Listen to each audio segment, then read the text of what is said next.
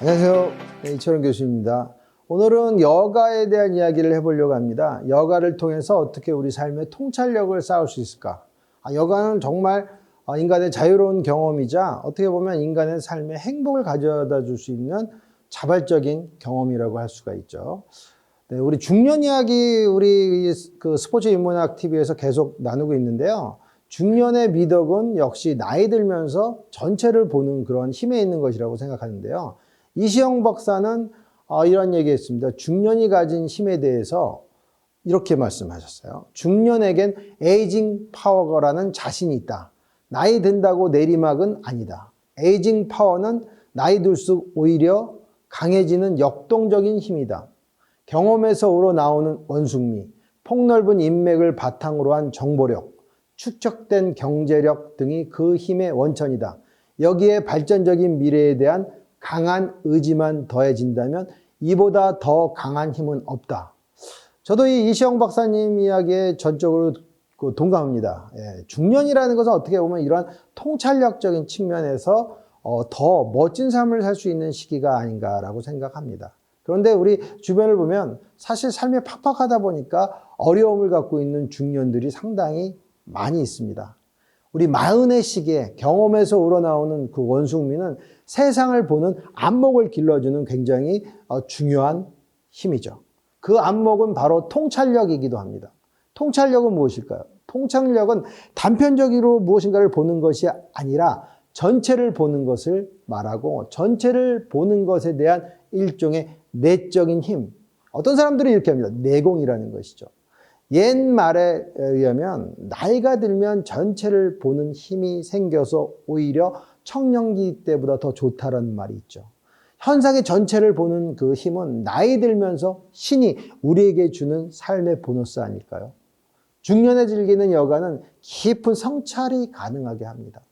앞에서 우리가 앞으로 살아가야 될 그 날들에서 남은 삶에 대한 의미를 부여하는 중년은 쇠퇴가 아닌 성장으로 나아가는 것이죠. 그래서 어떻게 본다면 자주 제가 이야기하지만 마흔의 걷기라는 것, 걷는다는 것은요, 육체적인 어떤 그 역동성이 그 역동성을 통해서 정신의 변화를 수반하게 되는 놀라운 인간의 행위이기도 합니다. 저는 개인적으로 봄과 가을에 안산이나 북한산 또는 북악산 이런 어떤 산들을 자주 걸으면서 조용한 교수가 이야기했던 마운틴 오르가즘이라는 것을 한 번씩 생각해하게 됩니다.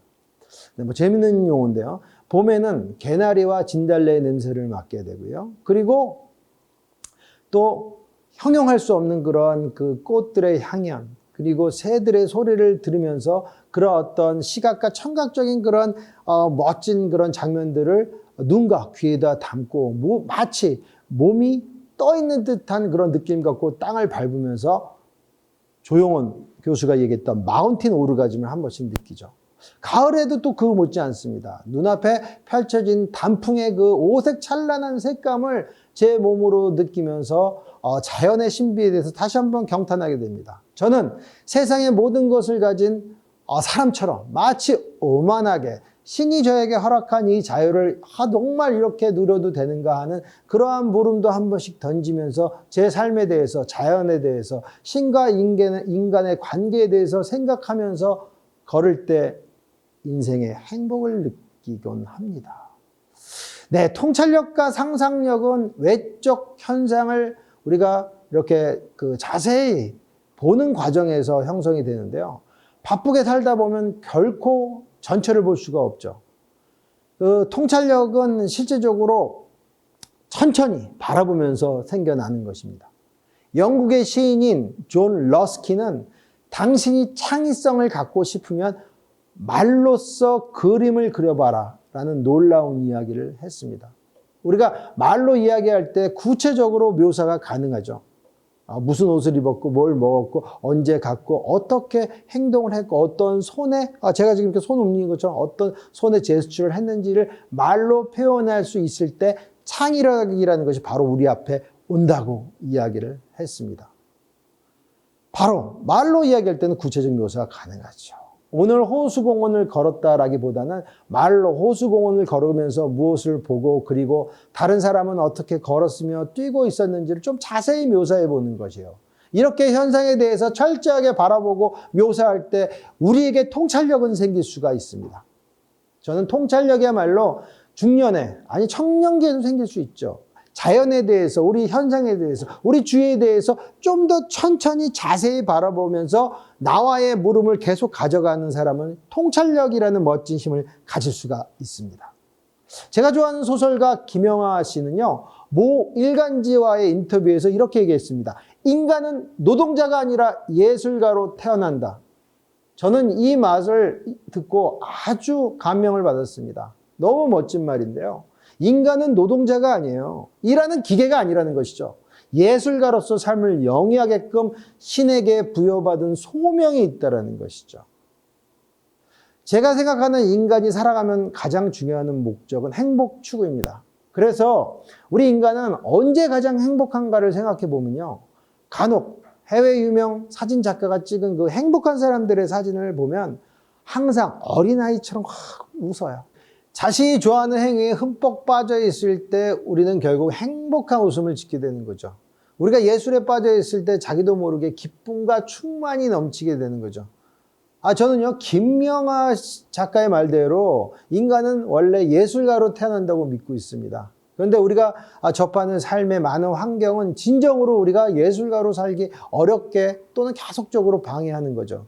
그런 의미에서 니콜스 카잔차키스가 말하는 조르바는 지금 이 순간에도 삶에서 경의를 발견하고자 애쓰는 예술가라고 할 수가 있죠. 저는 조르바, 그리스인 조르바라는 책에서 조르바가 하는 여러 가지 행위를 통해서 인간이 어떻게 예술가로 살 수 있는지에 대해서 간혹 깨닫게 됩니다. 그의 이야기를 한번 들어볼까요? 그는 울타리 곁을 지나다 갚힌 수선화 한 송이를 꺾었다. 그러고는 한동안 그곳을 들여다보았다. 아무리 보아도 성이 차지 않는다는 듯이 수선화를 생전 처음 보는 사람처럼 물끄러미 들여다보았다. 네, 그리스인 조르바에 나오는 조르바가 바로 이렇게 현상을 바라보는 태도이죠. 저는 여기서부터 그리스인 조르바에서 조르바의 이런 태도야말로 삶을 즐겁게, 현상을 즐겁게 보는 방법이라고 생각이 듭니다. 일상에서 예술가로 살아가는 것은 제 삶의 지향점이기도 합니다. 제가 좋아하는 주말에 서울 여러 동네의 골목길을 걸으면서 삶에 대해서 생각해보고 또는 걷다가 발견한 재미있는 한옥이나 또는 골목길에서 잠시 쉬면서 세월의 여러 가지 흐름에 대해서 생각해보는 것, 이런 것들이 저는 예술가적 신미안을 갖게 하는 행위라고 생각합니다. 요 근래 제가 재밌어하는 동네는 을지로입니다. 을지로에 가면 옛날 백반 식당들이라든지 또는 그 인쇄 골목에 나는 그 여러 가지 냄새라든지 또는 저희 아버님과 손잡고 다녔을 때 그 을지로에서의 그 느낌, 이런 것들이 생각이 나서 사실 요즘 을지로 가는 것이 제 즐거운 여가 경험 중에 하나이기도 합니다. 네, 저는 그 유승환 감독의 이 이야기도 우리가 예술가적 어떤 신미안을 갖는데 좋은 이야기라고 생각이 드는데요. 그가 이런 얘기를 했습니다. 예술가들은 끊임없이 문제를 제기하는 사람들이지 답을 찾아주는 사람은 아닌 것 같다. 저는 예술가야말로 계속적으로 삶에 대한 문제, 현상에 대한 문제를 제기하는 사람이라는 측면에서 유승환 감독의 이 이야기에 100% 공감을 합니다. 여가를 열심히 즐긴다는 것, 그리고 우리가 나이 들면서 결단코 나이 듦에 대해서 공포스럽거나 걱정할 필요가 없는 이유는 바로 젊었을 때 알지 못하는 통찰력이 생기기 때문입니다. 저는 통찰력이야말로 우리가 나이 들면서 신이 준 아주 좋은 선물이라고 생각합니다. 그러기 위해서는 현상에 대해서 좀 더 세심히 보는 지혜가 필요하다고 생각이 들어요. 우리가 주변을 걷는다든지 또는 주말의 여가 시간 동안에 서울의 여러 장소들을 걸어 나가면서도 그냥 걷는 게 아니라 내 삶에 대해서 생각해보고 거기에 대해서 다시 한번 의문을 던져보는 그러한 삶의 태도가 예술가적 신미안을 전해준다고 생각이 듭니다. 일상의 예술가야말로 여가 속에서 익숙한 것을 그냥 지나치기보다는 꼼꼼하게 보고 경탄하는 힘을 갖게 합니다. 마치 조르바처럼 말입니다. 이렇게 뭔가 꼼꼼히 보고 일상을 새롭게 보는 힘에서 바로 통찰력이 생기고 우리 삶에 대한 가치를 깨닫게 되는 것 아닐까요?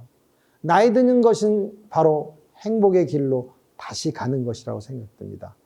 결단코 걱정하거나 불안하게 하는 것이 아니라 새로운 행복의 삶으로 들어가기 위해서는 나이는 들되 단 예술가적 친미함도 갖고 또한 통찰력을 계속 쌓아가는 것이 중요하다고 생각됩니다. 그러기 위해서 여러분들 여가활동 잘 보내시기 바랍니다. 여가활동을 잘 보냄으로 통해서 우리 삶이 바뀌고 내 생각이 바뀌게 되고 그리고 우리 주변이 바뀌게 되는 것입니다. 네, 여러분들 추운 겨울 열심히 여가활동 하시면서 행복의 강을 건너시기 바랍니다. 네, 여러분은 여러분 삶의 별입니다. 고맙습니다.